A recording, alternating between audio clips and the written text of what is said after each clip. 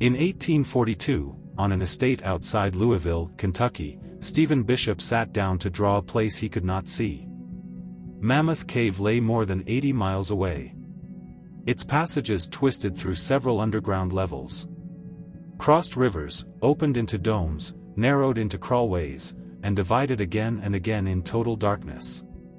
Bishop had no modern survey instruments in front of him. No compass readings. No measured traverse.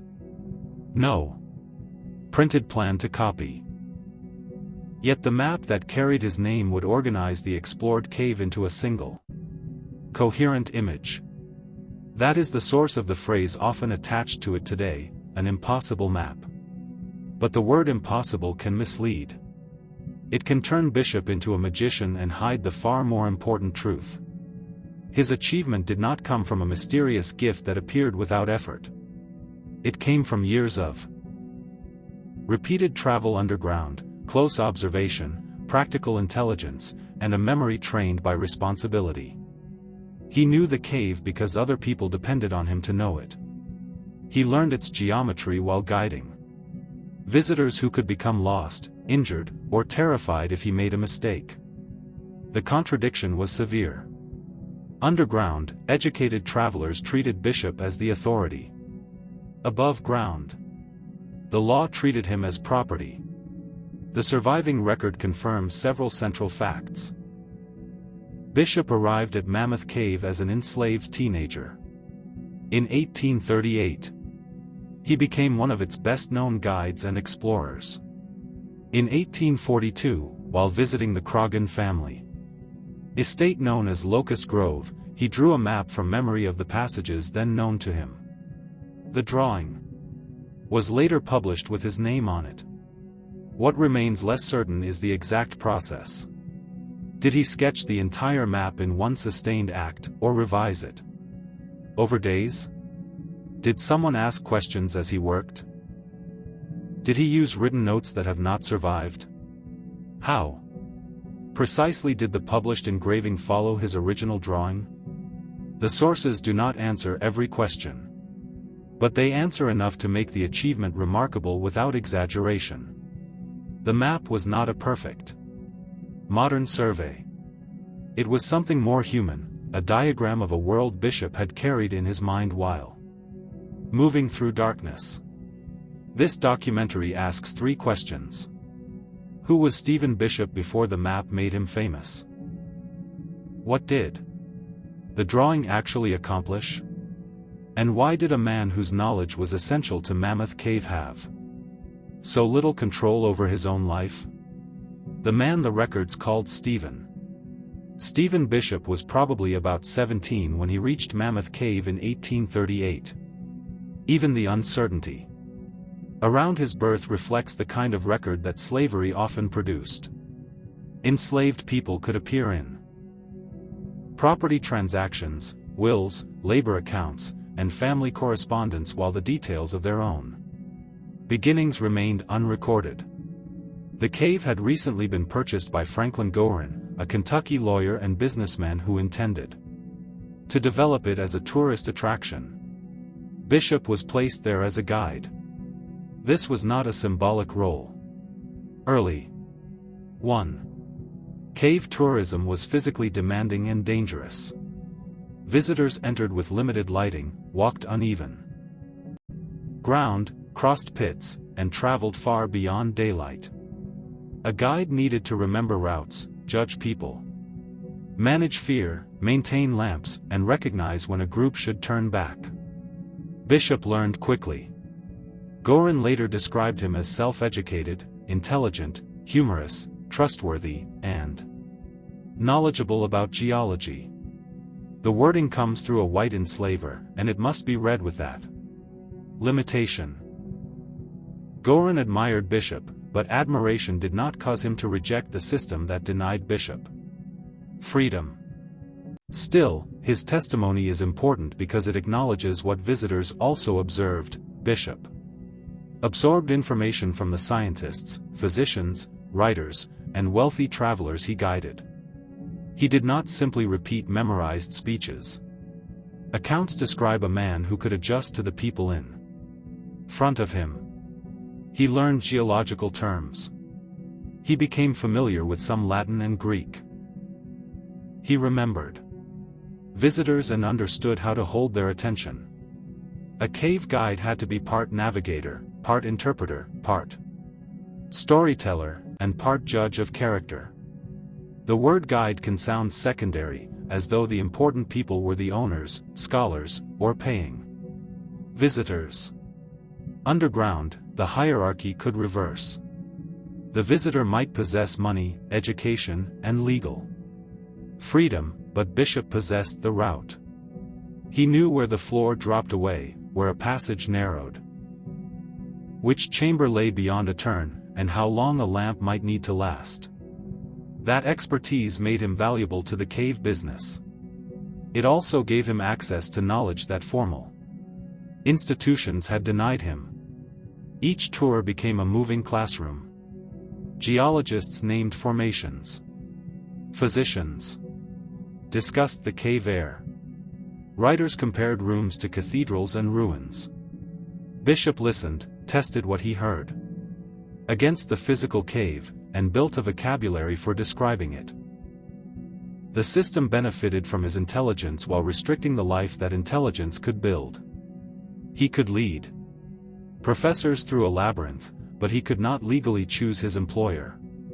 He could become famous among travelers, but the money generated by that fame did not make him free. That contradiction is not background decoration. It is the structure of the story. Before Bishop, the cave already had a human past.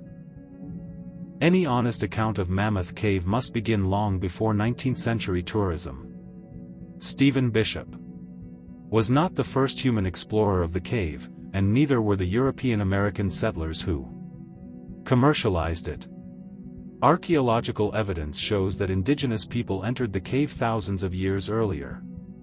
They traveled miles into the dark using river cane torches. They mined minerals from the walls, left woven materials, tools, footprints, and other traces of skilled underground movement. Their exploration proves that the cave had a deep human history before modern tourism gave new names to its passages. This matters because dramatic retellings often build a heroic figure by erasing everyone who came before. Bishop does not need that kind of distortion. His importance belongs to a specific historical period, the expansion, interpretation, and mapping of Mammoth Cave during the rise of commercial tourism in the 19th century. The cave also carried a more recent history of forced labor. During the saltpeter era, enslaved African Americans worked underground to produce an ingredient used in gunpowder. The work was cold, smoky, exhausting, and tied to a national language of liberty from which the workers themselves were excluded. 2. After the saltpeter industry declined, Mammoth Cave became a destination. Visitors arrived seeking natural wonder, health, adventure, and social prestige. Enslaved men and women maintained the hotel, prepared food, cleaned rooms, and guided tours. Stephen Bishop was part of a broader black labor force that made the attraction function. Other enslaved guides, including members of the Bransford family, also developed extraordinary knowledge of the cave. Their contributions continued across generations. A documentary focused on Bishop should not turn him into the only black expert underground. His story is exceptional, but it also reveals a larger system in which African American knowledge was central and often inadequately preserved. By the time Bishop began guiding, Mammoth Cave was already layered with different histories. Indigenous exploration had left physical evidence. Saltpeter production had altered major chambers. Tourism added trails, names, stories, and commercial expectations. The cave was both natural landscape and human archive. Bishop learned to read that archive in motion. The passages were not simply lines. They had texture. Some were broad enough for a group to walk side by Side. Others forced visitors to stoop, squeeze, or crawl. Water could block a route. Seasonal conditions could alter access. A chamber might be remembered by its echo, a draft, a slope, or the way darkness opened above. The reach of a lamp. To understand his map, we have to understand that Bishop's knowledge was embodied. He did not study the cave from above. He knew it step by step, turn by turn, obstacle by obstacle. A guide in a world without daylight. A 19th-century tour of Mammoth Cave could last for hours. The guide controlled the pace and the light. He also controlled the story visitors would carry home.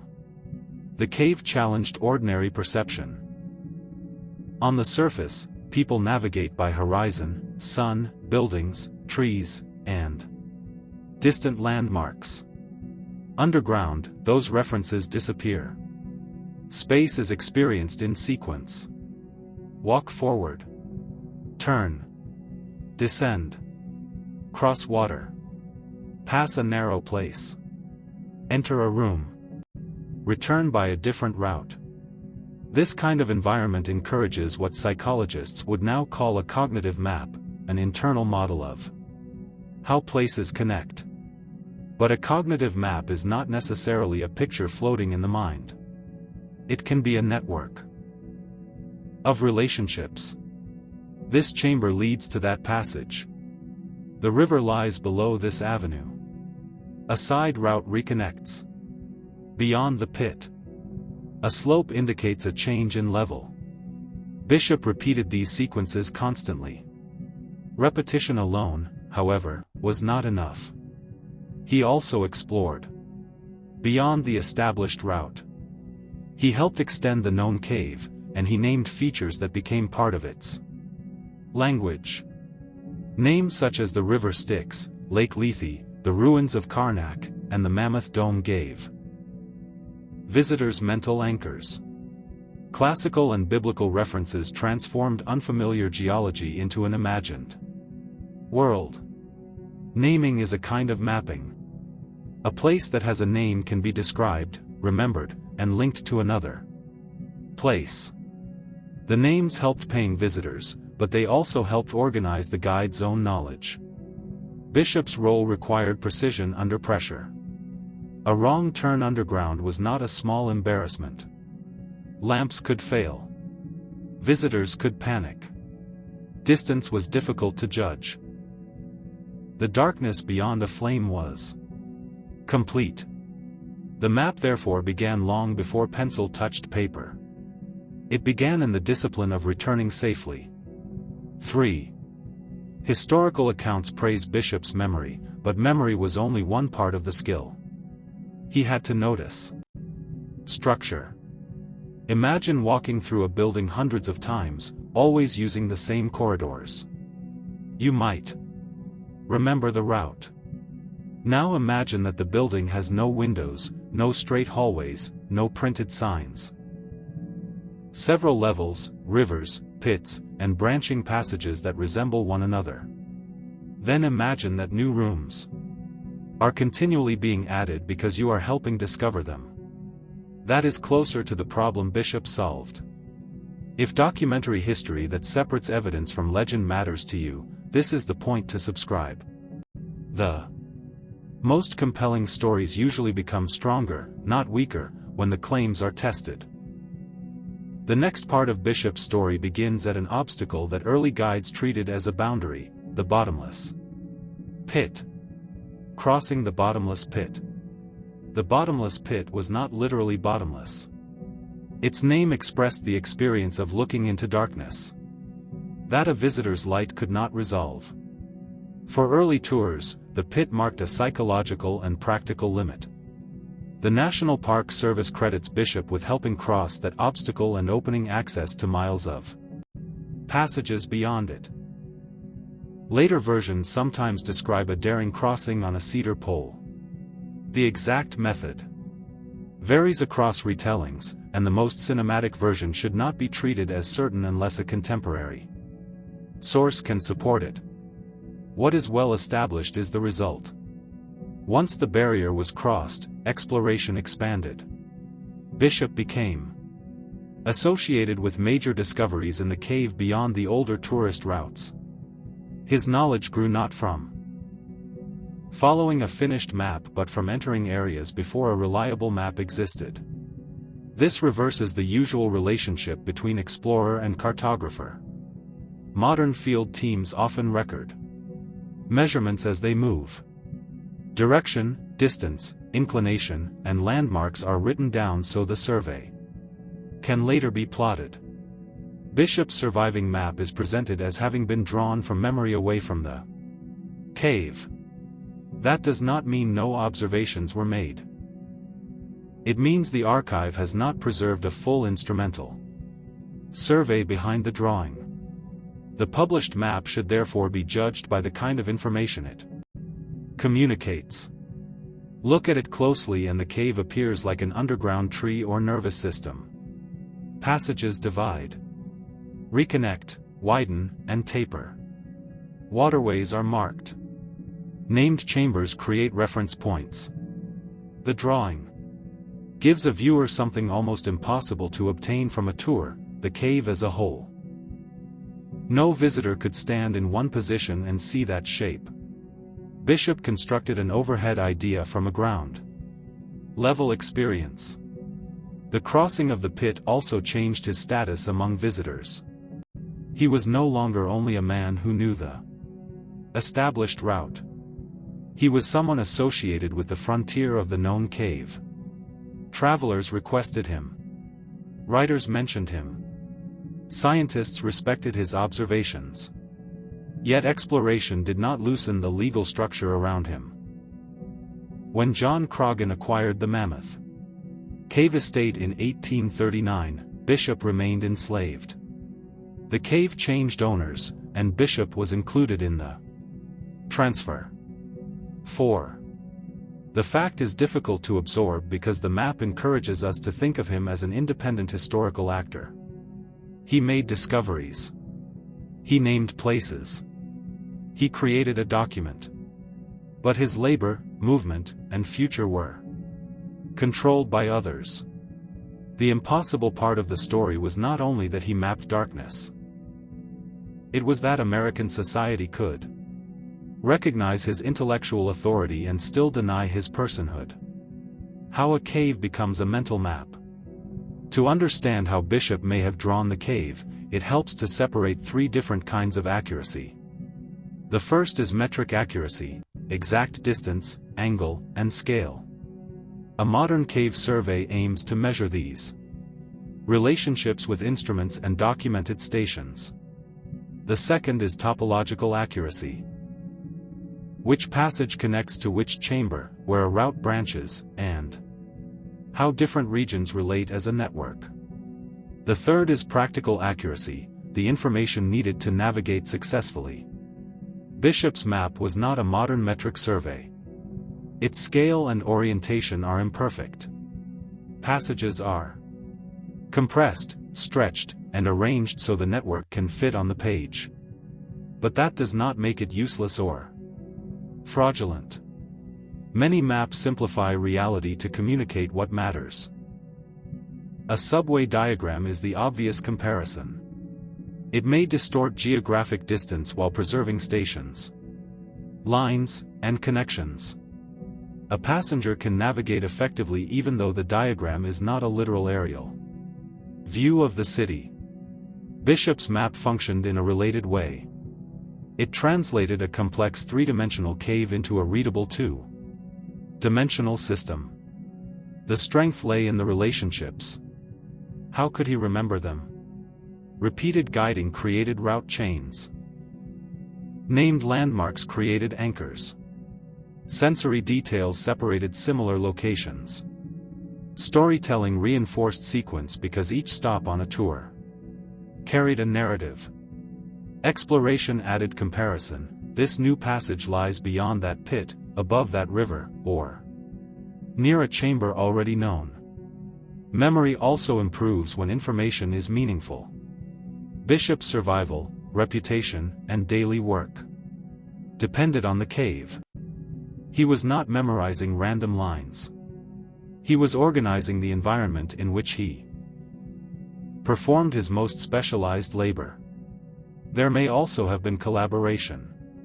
The phrase drawn from memory does not prove that he worked without conversation, correction, or later engraving changes. Someone may have supplied paper, asked him to clarify a branch, or transformed his sketch into a publishable plate. The original working materials are not known well enough to reconstruct every step. Acknowledging that uncertainty does not diminish him. Historians rarely possess a perfect record of how a 19th-century artifact was made. The responsible position is to distinguish the well-supported core from later embroidery. The well-supported core is extraordinary. An enslaved guide built a sufficiently coherent model of Mammoth Cave that it could be drawn away from the cave and published as a comprehensive representation of the explored system. The map was an intellectual product. It converted labor into knowledge. 5. And unlike many products of enslaved expertise, it carried the maker's name. What the 1842 drawing actually showed. The published title identifies it as a map of the explored parts of Mammoth Cave and credits Stephen Bishop as one of the guides. That attribution is one of the most important features on the page. Credit did not equal freedom, payment, or ownership. Bishop did not control the publishing business. But the printed name prevented the map from becoming entirely anonymous. It created a record that later generations could trace back to him. The drawing shows a cave much smaller than the system known today, but large enough to reveal the central problem of Mammoth Cave. It is not a single corridor. It is a network. The map includes established tourist areas, routes opened through later exploration, subterranean rivers, and named landmarks. It suggests changes in passage width and distinguishes major branches. A viewer can follow the logic of movement from the entrance into increasingly remote regions. The map's apparent strangeness comes partly from the cave itself. Natural cave systems do not obey the clean geometry of streets. Water and geology produce irregular forms. Passages can run above or below one another. A flat drawing must separate features that may overlap vertically. For that reason, calling the map accurate requires care. It was accurate enough in connections and broad relationships to be useful and influential. It was not accurate in the modern surveying sense. The difference matters because popular history often rewards the largest claim. The first map. The perfect map. The map that predicted everything. Each phrase increases drama while reducing precision. The National Park Service uses more cautious language, describing Bishop's work as one of the first detailed maps of the cave. That wording leaves room for earlier partial maps, route sketches, and other records. It also protects the real accomplishment. Bishop did not need to be the first person ever to draw any line representing Mammoth Cave. His significance lies in bringing a large explored network together in one attributed image. The drawing made the cave legible to people who would never travel every route. It helped transform underground experience into public knowledge. It also became evidence of a mind that 19th-century racial ideology was designed to underestimate. The map did not argue against slavery in words. Its existence created the argument anyway. Where the legend outruns the evidence. Stephen Bishop's story attracts exaggeration because the confirmed facts already feel improbable. That makes it especially important to identify where the evidence weakens. The first overstatement is that he had no education. Formal schooling may have been denied to him, but the historical record describes him as self-educated. He learned from visitors, experience, conversation, reading, and observation. To call him uneducated repeats the very mistake his life disproves. Confusing exclusion from institutions with absence of knowledge. The second overstatement is that the map was perfectly accurate. It was not. It distorted distance and orientation. Its value lay more in the network of relationships than in exact measurement. 6. The third is that Bishop created it in a single miraculous sitting without assistance of any kind. The map was drawn from memory, but the surviving sources do not document every hour of the process. A careful documentary should not invent isolation, stopwatch-like speed, or dramatic eyewitness dialogue. The fourth is that Bishop alone discovered Mammoth Cave. Indigenous explorers entered and traveled through it thousands of years earlier. Other 19th-century guides also made discoveries and developed routes. Bishop's greatness does not require their removal. The fifth is that a line on his map proves he consciously understood the entire modern cave system. Later, explorers have noted intriguing relationships between early mapped passages and areas involved in the famous 20th century connection of cave systems. But it is safer to say Bishop recorded a lead or passage relationship than to claim he predicted a discovery 130 years in the future. A map can preserve knowledge whose significance becomes clear only later. That is different from prophecy. There is also a danger in making the story only about individual genius. Bishop was gifted, but his map emerged from labor conditions, tourism, scientific exchange, and a community of guides. The word genius should illuminate ability, not erase context. The strongest skeptical explanation is therefore not that the map is fake or unimportant. It is that popular retellings mistake topological skill for impossible precision. Bishop's repeated routes, named landmarks, and professional memory provide an ordinary mechanism for an extraordinary result. Ordinary does not mean easy. It means the achievement belongs within human capability, where Bishop can be respected as a disciplined expert rather than turned into a mythological exception. The map that outlived its maker. Bishop continued guiding after the map appeared. Visitors described his knowledge and requested his services. His reputation became tied to Mammoth Cave, yet his personal future remained uncertain. John Croghan's will provided for the eventual freedom of people he enslaved, but freedom came slowly. Bishop was freed in 1856, near the end of his life. He and his family moved on to land near the cave. The following year, he died from an unknown cause. The timeline is painfully compressed. Nearly 2 decades of expert labor. A public reputation. An attributed map. Then only a brief period of legal freedom before death. Bishop was buried near the cave in the cemetery now known as the Old Guide Cemetery. The gravestone, later placed there, contains an incorrect death year. Even the monument intended to preserve his memory carries an error. That detail feels symbolic, but it should not be overworked. Historical memory is often uneven for practical reasons: incomplete records, delayed memorials, repeated stories, and mistakes copied from one source to another. Not every error is a conspiracy.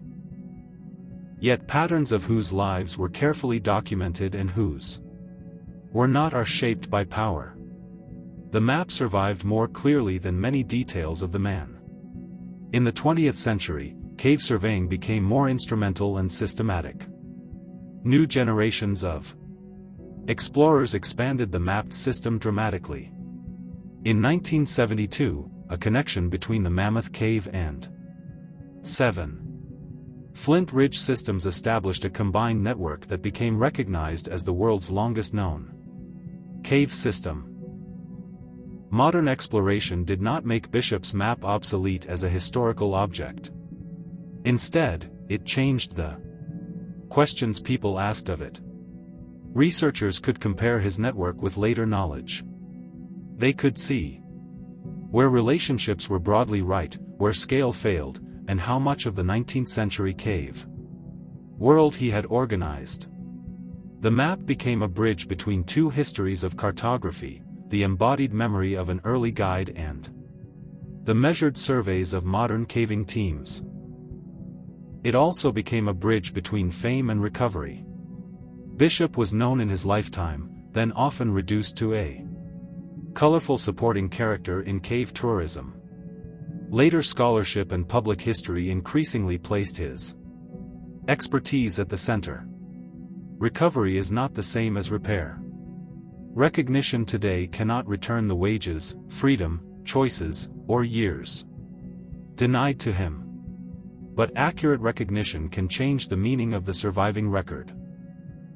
It can make clear that Mammoth Cave was not mapped only by institutions.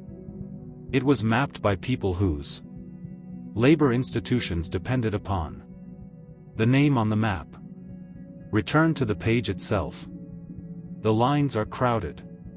The cave branches outward in black ink. Names identify rivers, halls, domes, and avenues. At first glance, the drawing seems to be the story. Then the eye reaches the credit. Stephen Bishop. That name changes the document. Without it, the map could be absorbed into the property history of Mammoth Cave, attributed vaguely to owners, publishers, or unnamed guides. With it, the drawing points back to a specific enslaved man whose expertise could not be completely separated from the work. What is confirmed is substantial. Bishop became a guide as a teenager. He helped explore passages beyond earlier tourist limits. Contemporary observers recognized his intelligence, memory, geological knowledge, and skill with visitors. In 1842, he drew from memory a map of the explored cave, and the published version credited him. What is uncertain should remain uncertain. We do not know every stage of drafting.